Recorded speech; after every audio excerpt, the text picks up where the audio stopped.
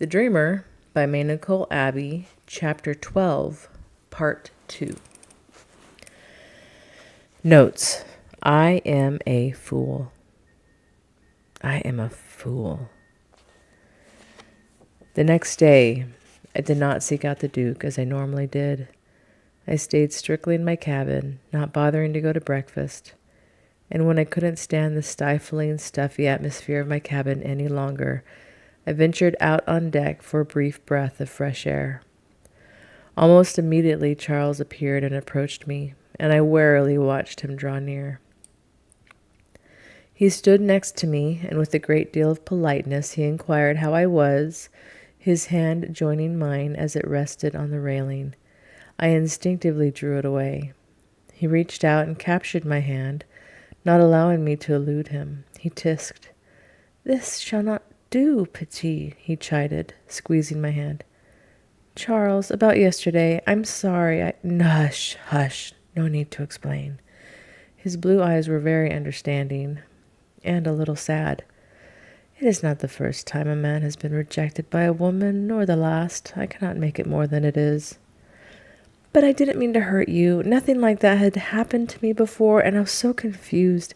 I spent the rest of the night regretting every word I said. I was so silly."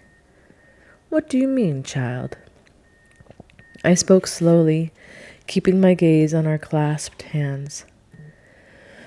"What I mean is that love is not pure fantasy or mere evolution. It can't be, not the way it is so universally understood. It happens on a higher plane, above the material world, above the mere body, like justice or honor. Sacrifice often destroys the very thing evolution has set out to ensure. What I'm trying to say is, my hypothesis was wrong. I was overreaching. Love is real, and it is necessary. It's just." "Yes, it is just?" I looked at him now. "I don't understand it. I never shall. It isn't for me. I've always been different than other people. I can only understand material things. The metaphysical world is beyond me. If it isn't spoken or provable, I am lost." I was thoughtful. "I don't regret it either," I added forcefully. "I am designed for bigger things. You don't know how frustrating it is to have accomplished all I've done and not be able to tell a single soul about it. To have to hide it when it's so earth-changing, so jaw-dropping, so big." He smiled softly. "You are unlike any other woman I've ever known. Do you know that? Determined and independent, intelligent and confident, who shows me things I have never known before." His grip tightened. "Tell me who you are. Tell me something. I must know." I hesitated, feeling sudden exhilaration at the idea of telling someone the truth, whether they believed me or not. Throwing caution to the wind, I said, "I am a professor, a researcher. I had a dream that captivated me and crowded out all else. I had a dream once that I flew." A dream, child?" he repeated, a little confused. "That is not so unusual." "A dream of flying, of falling. You see, before this incident, I had never deviated from the established path of academic and societal agreement. Far from it. I'd been a great advocate and teacher of the laws I thought I understood. But my career at the university seemed all at once meaningless and full of drudgery. The work in geophysics, nanoscience, and nanotechnology I had once loved with a passion turned to ashes in my hands. The Duke's eyes were laser-focused, his mind working. I had stunned him, but he was too grounded to show it. "Nanoscience? Nanotechnology?" "Yes, the manipulation of minuscule matter. Only one dimension, sized from 1 to 100 nanometers. You see, time is lost for things without mass. Lost. But humankind did not hold the key. Technology was not the answer. It was Mother Nature. It was she I had to learn to converse with." I noticed the Duke's eyes had began to cool. My views became known in my field of study, and I was questioned, disputed, and even openly ridiculed. I did not retreat from my hypothesis, despite the ever-growing condemnation. I came under the scrutiny of the board. Hearings were held, and I was told under no uncertain terms that I must recant or leave the institution. I did not recant. The debate was heated and passionate, and soon I became so overwhelmed that I hurried out of the building, frustrated and angry and injured, and I ran. I continued out of the city until I came to a cliff that overlooked the ocean. But even then I did not slow down. I increased my speed, exhilarated by a renewed sense of power and comprehension that the stars, moon, and sun stopped in their courses, aware of me. "Come," they said. "It is the answer." I cannot begin to describe the sensation, Charles. I was utterly free, sailing through the air, the wind on my face, nothing to stop me, not even gravity itself. My dream, you see, had been the answer before I even knew the question. I'd gotten lost in the memory, forgetting my surroundings. I looked at the shocked Duke and blinked in surprise at finding him there. I dedicated my life to going back in time, Charles, and I did. I was born in California, in the country of the United States of America, in the year 1986. He could only shake his head. 1986, I repeated. That is when I was born. It is now 1713. He gripped the railing and he turned to the water, his knuckles white. "And how do you accomplish this thing, this time travel? By jumping from a cliff?" he asked, his voice surprisingly steady. "It is counterintuitive," I answered. "Many things in nature are, like hearing sad stories that sometimes makes one happier. So do difficult tasks. They make one happier, I mean. Difficulty, sadness can increase its opposite.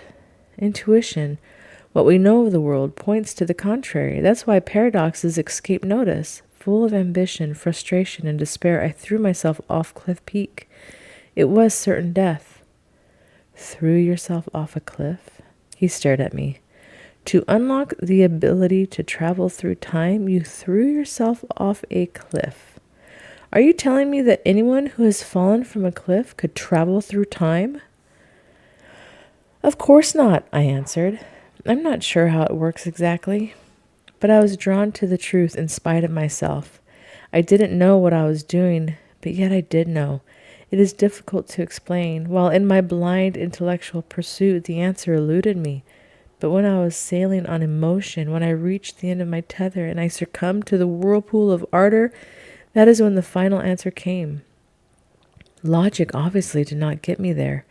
Not all the way there. It started me on the trail, but could not get me to the destination. It cannot. Nature itself whispered the answer in my ear, but even then I did not hear. I threw myself off on a high of existential passion. I could never have done it in cold sobriety. Not that I was drunk. No, I was as sober as a priest, but my soul was intoxicated with sensation. One thing I knew, only one. The only thing I knew, I would not die. I careened to certain death, but I was unafraid. I believe, yes, that has something to do with it, maybe everything to do with it." He laid his head back down on the ship's railing. I reached out. "Charles, But just before I touched him, his head shot up and he glared at me. "You spiteful little minx," was the astonishing thing he said. "I beg your pardon? If you don't want to tell me the truth," he told me bitterly, "just keep your mouth shut. These feminine games don't appeal to me." "But it's not—" He stepped forward purposely, his face so hard, so utterly full of hate that I instinctively shrank from him. "Land ho!" came a shout from above, and both of us jerked to attention. Men came running, it seemed, from every crevice, appearing on deck as if out of nowhere, and the Duke turned and walked to the bow of the ship. I followed him. "Land, where be the land? Do you see her?" "The treasure! The treasure!" Shouts echoed around me, but I was nearly deaf to them, straining and craning my neck to get a glimpse of it. A man pointed in front of me. "There she be! I be seeing her first! I see her!"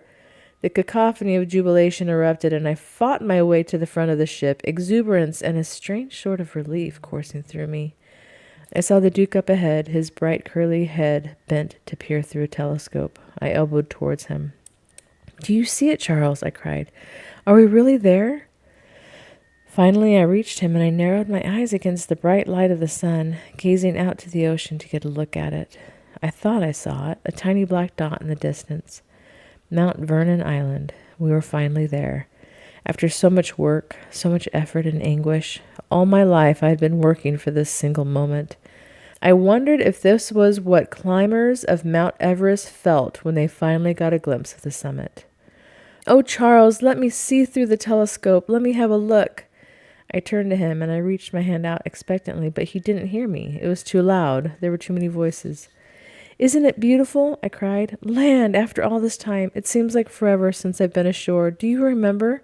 It's the furthest west island. There's a cluster. 4. I have shown you the markings. The difficulty is over. The map is very clear when you know the symbols.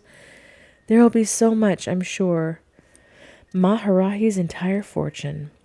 Priceless items that haven't been seen by human eyes for thousands of years. Oh, what secrets will it contain? Answers to the mystery in which he is shrouded. Why are he and his entire fortune here and not in Egypt? How did writings from the future find their way into the past? How did it happen? Why did it happen? We mustn't forget the sarcophagus, Charles. It'll be the most important of all. We will watch the men as they load it. Not a piece must be lost. It is all priceless beyond measure. I shall enter first to catalog and record it all so that an inventory can be made and we will be able to keep track. I am highly trained for this. I've been training my whole life. Charles, let me see. Give me the telescope." Again I held out my hand to him, but still he did not turn to me. I put my hand on his arm, and he turned and spoke to the man on the other side of him. It was Marshal Looper. "Charles!" I clutched the material of his jacket. He pulled away from my grasp, never looking at me. The men were surrounding us, crowding in closer and closer, jostling my arms and shoulders, their voices loud and piercing. My heart began to race, though I wasn't sure why. I knew that once the Duke looked down at me, once his eyes were on me, looking at me, everything would be fine. "Your Grace!" I cried, taking a hold of him once more with both hands, yanking him forcibly. "Your Grace!"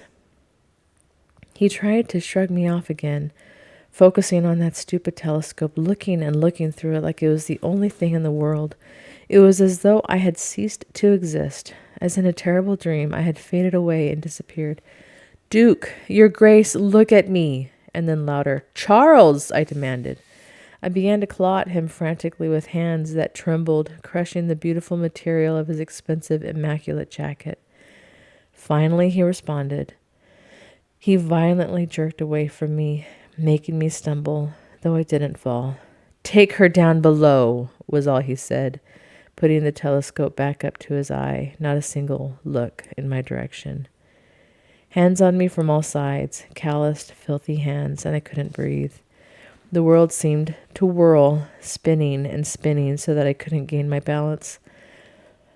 I was pulled away, and I struggled against all those hands. The faces close, the sneers I'd seen from afar, were before me now.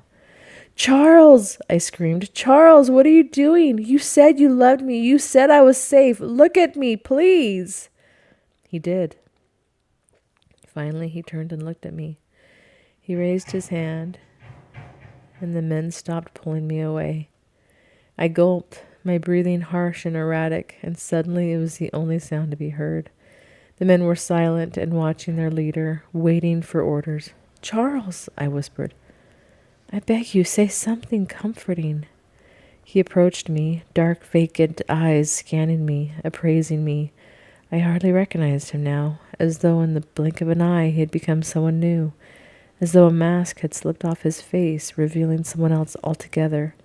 His beautiful face, his charm and grace had disappeared. His features that had been so captivating and delightful were heartless and arrogant now, as though nothing No supplication or cry for mercy could move or touch them. All those weeks, all those experiences were with a man who did not really exist at all. I trembled as I watched him approach, not knowing what to make of this dark stranger. He reached out, and I flinched when he touched me. He stroked my hair with his thumb and forefinger, as he would examine the mane of a horse he was considering buying. His eyes scanned the length of me. "Don't touch her until I come down," he said. He turned away again, and I was dragged below deck.